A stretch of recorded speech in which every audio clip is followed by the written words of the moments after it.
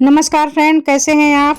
ये केसर आम है। एक साथ थोड़े ज़्यादा आम आ गए हैं और सभी पके जा रहे हैं, तो इन आमों से मैं आज कुछ बनाकर आपको दिखाने वाली हूँ।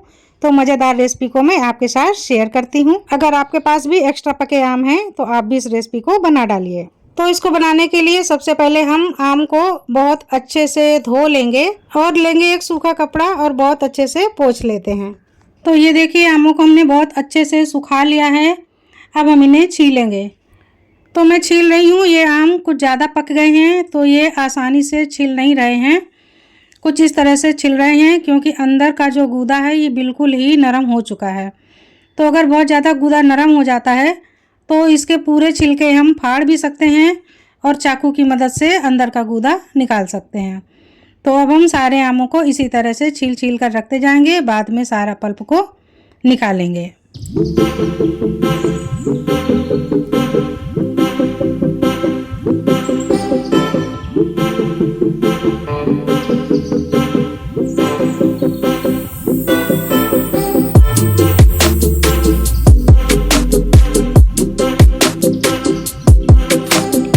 तो ये देखिए, 5-6 आमों का हमने पूरा गूदा निकाल लिया है। अब हम मिक्सर के जार में डालेंगे और पीस करके पेस्ट तैयार करेंगे। पानी का यूज़ बिल्कुल भी नहीं करेंगे। ढक्कन बंद करते हैं और इसको पीसना शुरू करते हैं। थोड़ा सा टाइम मिलेगा, पल्स मोड में चला चला करके हम पीस लेंगे। तो ये देखिए, इस तरह से हमें पेस्ट बना करके तैयार करना है। तो अब जो ये बचा हुआ मैंगो पल्प है बाकी का, इसको भी हम इसी तरह से पीस लेते हैं। तो आम के पल्प को हमने बहुत अच्छे से पीस लिया है, ये देखिए। तो अब हम क्या करते हैं, छन्नी के ऊपर से इस पल्प को रख के छानेंगे। चम्मच की सहायता से ऐसे चलाएंगे। अगर चम्मच से नहीं चला पा रहे हैं तो हाथों से चलाइए। ये गाढ़ा होता है, थोड़ी देर लगती है, पर इसी तरह से पीट पीट कर थोड़ा सा अगर आप छन्नी को हिलाते हुए छानेंगे तो आसानी से सारा पल्प निकल जाएगा। तो इसी तरह से हम सारे पल्प को छान लेते हैं। जो दूसरा बचा हुआ पल्प है इसको भी डाल लेते हैं छन्नी में और छान करके अच्छे से निकाल लेते हैं।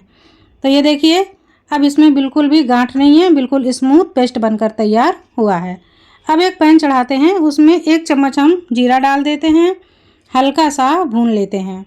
और जैसे ही हल्की सी सुगंध आने लग जाएगी वैसे ही हमें जीरा को ठंडा कर लेना है। और लेते हैं एक छोटा मिक्सर का जार, इसमें हम पाउडर बना करके तैयार कर लेते हैं। तो ये देखिए, बहुत थोड़ा ही हमने पाउडर बनाया है, तो इसका भी पूरा यूज़ हमें नहीं करना है। तो चलिए अब हम आम के अकॉर्डिंग चीनी का माप देख लेते हैं। तो यहाँ हम कटोरी या किसी भी मेजरमेंट कप से मापेंगे। तो हम कटोरी का यूज़ कर रहे हैं। 1 कटोरी इस तरह से हमने माप लिया, ये देखिए। अब इसको कढ़ाई में डाल देते हैं। इसी तरह से सारे पल्प को हमें मापना है। कुछ कटोरी में भी चिपक गया है, तो ये हम दूसरी कटोरी को माप रहे हैं। तो ये हमने दूसरी कटोरी भी डाल दी और अब ये तीसरी कटोरी।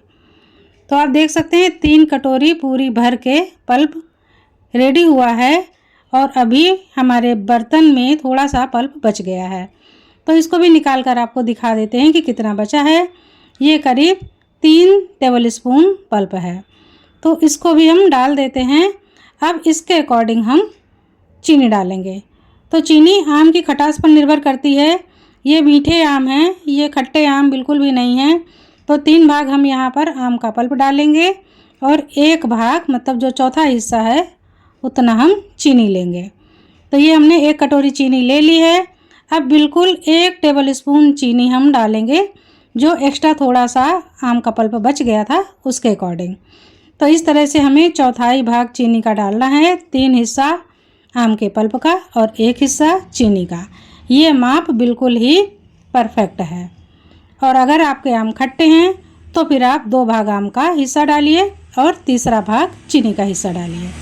तो चलिए अब हम गैस चालू करते हैं और इस पल्प को पकाना शुरू करते हैं। चलाते हुए तली से नीचे से लगातार ऐसे ही हिलाते रहेंगे। थोड़ा रुक भले ही जाएं, लेकिन ज़्यादा देर तक रुकना नहीं है, नहीं तो आम नीचे से चिपक भी सकते हैं, क्योंकि पल्प गाढ़ा है। इसमें हमने बिल्कुल भी पानी का यूज़ नहीं किया है। और एक बात का और ध्यान रखना है कि जब ये पकता है तो अपने साथ में थोड़ा सा आम के पल्प को ऊपर की तरफ उछालता भी है, तो वो छींटे आपके पास ना पड़ें, इसलिए थोड़ा सा दूर भी रहना होगा। तो संभालते हुए हमें इसी तरह से पकाना है गाढ़े होने तक। और जब ये गाढ़ा होगा तो आप देखेंगे कि कलर भी और भी डार्क होता चला जा रहा है। आपको किसी भी सिंथेटिक कलर की बिल्कुल भी ज़रूरत नहीं पड़ेगी। तो अब 1/4 पानी का हिस्सा सूख गया है। हम डाल देते हैं 1 चम्मच काला नमक, मिक्स कर लेते हैं। और अब जो हमने पहले जीरा भून कर रखा था ये आधा डाल देते हैं। तो ये जीरे का पाउडर है दरदरा कुटा हुआ, इसको डाल देते हैं, मिक्स कर लेते हैं। और अब हम डालते हैं थोड़ा सा सादा नमक, दोनों नमक थोड़े थोड़े डालने हैं, इससे फ्लेवर बहुत बढ़िया आता है। लाल मिर्च का पाउडर डाल देते हैं, सौंठ का पाउडर डालते हैं 1 छोटा चम्मच, 1 चम्मच आम का पाउडर डाल देते हैं और बहुत अच्छे से मिला लेते हैं। मिलाते हुए पल्प को अभी हमें थोड़ा सा और सुखा लेना है। तो ये देखिए हमने हिलाते हुए इतना गाढ़ा कर लिया है। अब आप इसको टेस्ट कैसे करेंगे, तो चम्मच को उठाइए, उठाते समय जब ये पूरा एक साथ गिर रहा है यानी कि पतला पतला नहीं गिर रहा है तो समझ लीजिए कि आम का पल्प बिल्कुल रेडी है। तो अब आप थाली ले लीजिए और उसको घी से अच्छे से ग्रीस कर लीजिए। तो यहाँ पर हमने 2 थालियों को घी से ग्रीस किया है और अब हम संभालते हुए दोनों थालियों में आम के पल्प को फैलाएंगे। तो आधा हम एक थाली में फैला देते हैं, आधा दूसरी थाली में फैला देते हैं। इस तरह से पूरे पल्प को हमें थाली में निकाल लेना है। और जब ये थोड़ा गर्म रहे तभी इस काम को कर लेना है, नहीं तो अच्छे से नहीं फैल पाएगा, थिक होने लगेगा। तो सारा हम पोंछ करके अच्छे से चम्मच से निकाल लेते हैं और बची हुई जगह में भी हम स्पून से इस तरह से हिला करके पूरे थाली में एक साथ कर लेते हैं। तो ये देखिए इस तरह से हमने फैला करके रेडी कर लिया है। ये एक थाली है और ये मैं दूसरी थाली को फैला रही हूँ। तो इस तरह से हमने 2 थालियों में सारे पल्प को लगा दिया है और अब ये थालियाँ जाएंगी धूप में। इनको आप चाहें तो पंखे में भी सुखा सकते हैं, पंखे में थोड़ा टाइम ज़्यादा लगता है, धूप में थोड़ा टाइम कम लगता है। सूखने के बाद मैं आपको दिखाती हूँ। तो फ्रेंड ये देखिए आम का पल्प काफ़ी सूख गया है। 1 दिन की मैंने इसको धूप दिखाई है, उसके बाद में बादल शुरू हो गए, बरसात शुरू हो गई और इस पल्प को फिर हमने छाया में सुखाया है। तो आप देखिए छाया में भी बहुत अच्छे से सूखा है। छाया में सुखाने में हमको 3 से 4 दिन लग गए हैं और ऊपरी परत जब हम उंगली लगा रहे हैं तो ये हार्ड हो गई है। तो हम क्या करेंगे, पहले चाकू से किनारों को अलग करेंगे और उसके बाद में हम बीच में कट मार लेते हैं। तो ये हमारे आम पापड़ हैं, इसमें मैं कुछ आम रोल बनाऊंगी। तो रोल के लिए मैंने लंबे कट लगाए हुए हैं और कुछ को मैं स्क्वायर में कट कर लूँगी। खाना खाने के बाद जब हम इसको खाते हैं तो मज़ा आ जाता है, बहुत ही टेस्टी लगते हैं। तो ये देखिए एक तरफ से हम थोड़ा सा उठाएंगे और आप देख सकते हैं कि कितने आसानी से सीट निकल रही है। ये देखिए ये है ना, इतनी बढ़िया लचीली सीट है और कितना इसका ये देखिए शाइन है, बहुत ही अच्छी सीट है। और जब हम इसको रोल करेंगे तो बिल्कुल इस तरह से रोल हो जाती है। और कलर तो आप देख सकते हैं कितना बेहतरीन आया है, कोई भी हमने कलर का यूज़ भी नहीं किया है और ये आम का ओरिजिनल कलर है। तो इस तरह से आप जितने रोल चाहें उतने रोल बना लीजिए और अगर आप स्क्वायर में काटना चाहते हैं तो स्क्वायर में भी काट सकते हैं। तो ये देखिए कुछ तो हमने इस तरह से स्क्वायर में काटे हैं। साइज आप अपने हिसाब से छोटे बड़े कर सकते हैं, ट्रायंगल में कर सकते हैं, रेक्टेंगल में कर सकते हैं, वो आपके ऊपर डिपेंड करता है। तो ये देखिए 2 तरह से हमने आम पापड़ को कट कर लिया है और इसको और टेस्टी करने के लिए हम मसाला डालेंगे। तो ये मसाला हमने पहले बनाकर रखा था, कई चीज़ों में काम आने वाला ये मसाला है। इस मसाले को अगर मैं डालूंगी तो इसमें फिर नमक या कुछ भी अलग से डालने की ज़रूरत नहीं पड़ेगी, सारी चीज़ें इसमें मिक्स हैं।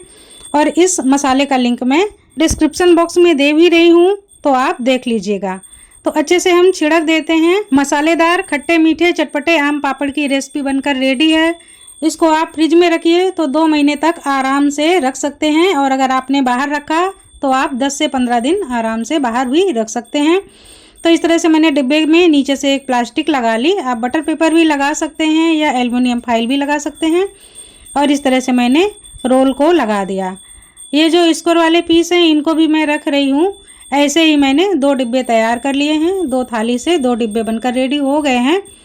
तो ये देखिए अब मैं इनको स्टोर करूँगी। तो जिसको मुझे स्टोर करना है इसमें ऊपर से हल्का सा और मसाला छिड़क देती हूँ और अब ढक्कन से कवर करके मैं फ्रिज में रख देती हूँ। तो फ्रेंड पके आम की अगर कोई रेसिपी आप बनाना चाहते हैं तो इसको बना डालिए, 2 महीने तक एंजॉय कीजिए। चलते फिरते यूं ही मूड अच्छा करने के लिए आप इसको खाइए।